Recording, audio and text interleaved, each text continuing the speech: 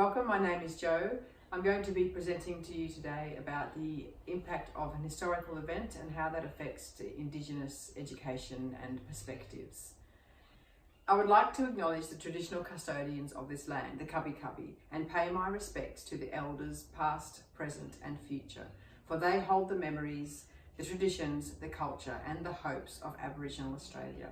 We must always remember that under the concrete and asphalt, this land is, was and always will be Aboriginal land.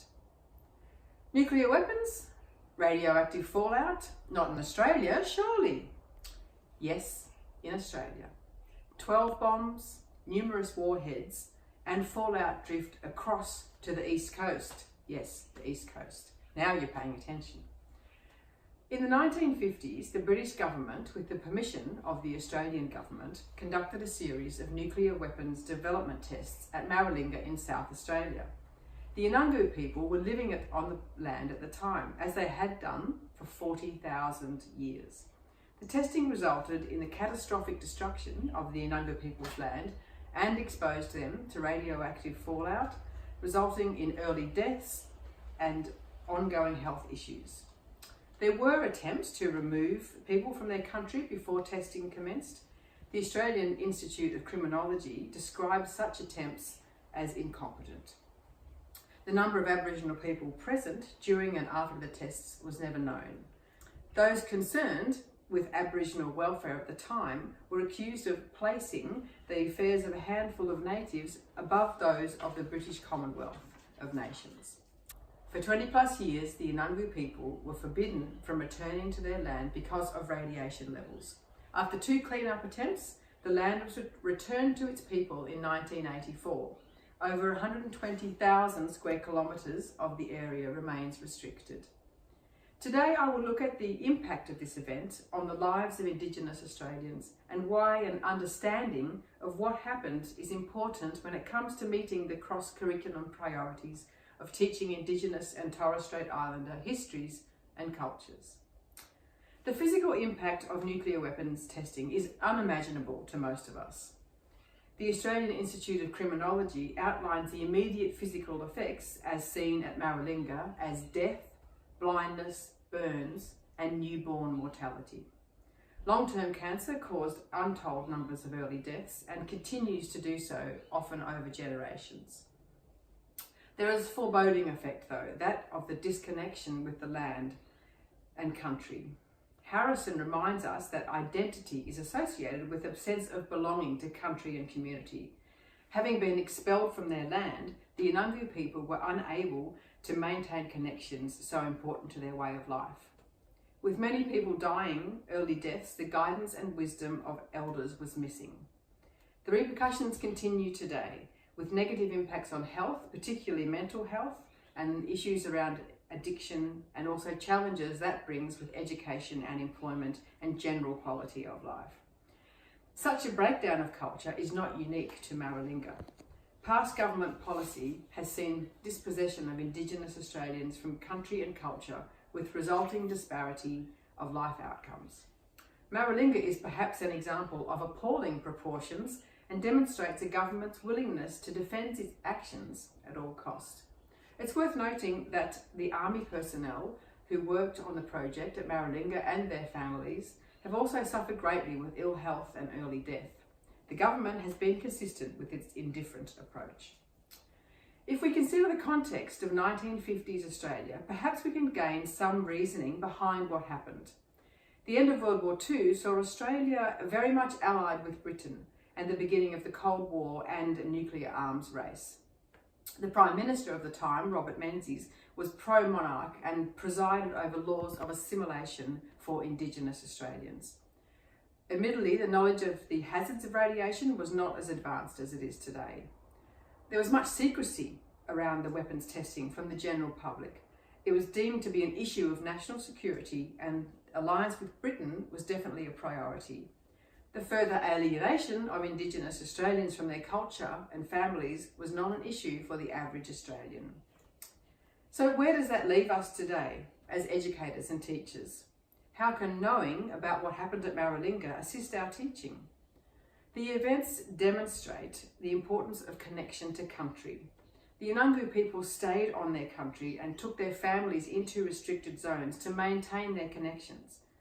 Knowing this, we can see in the relevance of land links as outlined by Yunka Porter's 8 Ways of Knowing. We can do this by linking our lesson content to the local land of the community that we're teaching in. We can acknowledge that animals, plants, and geography offer knowledge and are also metaphors for knowing. When telling dreaming stories, land and place are central to the story. The Maralinga experience informs us of the negative effects of dispossession and assimilation and how they impact today in terms of trauma, poverty, and disadvantage. In this way, knowing this, the event contributes to a deeper understanding about teaching and learning in the Indigenous culture. Harrison again states that we need to mend the relationship in a context of history, that only when this occurs can we hope for reconciliation. As Peter says, as teachers, we need to approach the history openly. When we teach confidently and respectfully, we ground Indigenous ways of knowing, and our students will become advocates of reconciliation. It's not easy to approach the sensitive topic of Indigenous perspectives when we feel ill-equipped to do so. As teachers, we have the responsibility to embed Indigenous and Torres Strait Islander culture and history into learning.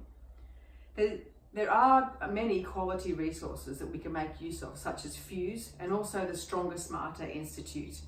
Fostering connections with local community to guide use of appropriate language and cultural practices and customs is also a proactive way to incorporate Indigenous perspectives into our teaching. We should bear in mind Dermot Sparks' advice that active intervention by teachers is necessary if children are to develop positive attitudes about people from different races. It's okay to acknowledge difference, as long as we acknowledge that there's a dominant culture paradigm and also that where our own bias may come from. Such learning can lead to students' sense of empowerment and a celebration of differences and ultimately a desire to see equality. By knowing the events such as what happened at Maralinga, we can stop the silent apartheid of the deprivation of true knowledge of Indigenous culture in education in Australia. This is described by Rose. By equipping ourselves with valid Indigenous perspectives, we can begin to undo some of the damage of 1880s Education Acts. To do this, we need to avoid tokenistic activities that look at aspects of Indigenous culture in isolation. Authentic learning comes from integrating Aboriginal histories and culture through all of our subject areas. An example of incorporating Indigenous pedagogy is emphasising narrative-driven learning to address story-sharing ways of knowing, and also incorporating Indigenous perspectives by developing connectedness to community. These are ways that we can importantly address authentic learning. There's a quote by Buckskin that says, if in school, Aboriginal and Torres Strait Islander cultures are only celebrated during NAIDOC Week, on Mabo Day, or National Reconciliation Week, by having students do dot paintings or having local community members teach dance or paint children's faces, what does this teach students and the community about contemporary life? Well, activities of this nature do not teach about contemporary life. Rather, they trivialise Indigenous Australian culture by viewing it in isolation. The intricacies and sensitivities of the culture are not recognised. Contemporary issues are better addressed by questioning those in the community who represent the Aboriginal community about what affects them and how their culture impacts their daily lives. Isolated activities do not recognise the diversity of Indigenous communities. So in conclusion, the testing of nuclear weapons at Maralinga added to the dispossession and mistreatment of Indigenous Australians. The event is a frightening illustration of the status of Aboriginal people in the 1950s. Knowledge of what happened at Maralinga allows us to focus on mending our relationships in the context of history. I have addressed the approaches we can take as teachers to fulfil our responsibilities to teach Indigenous and Torres Strait Islander cultures and history. The emphasis is on authentic historical knowledge and authentic learning experiences. Accurate knowledge of the Maralinga experience helps us teach with an awareness of how Indigenous Australians view themselves, their ways of knowing, ways of being, and ways of doing. By acknowledging that our way of educating is not the only possible way, we are closer to providing authentic learning to connect young Australians with the cultural heritage of the land they occupy. I hope that the same disbelief that you felt in the knowledge that nuclear bombs were exploded on Aboriginal land will be felt in the future at the disparities between Indigenous and non-Indigenous standards of living that exist today in 2019. As educators, we can achieve this by building the respect for Indigenous Australians in our classrooms. Thank you.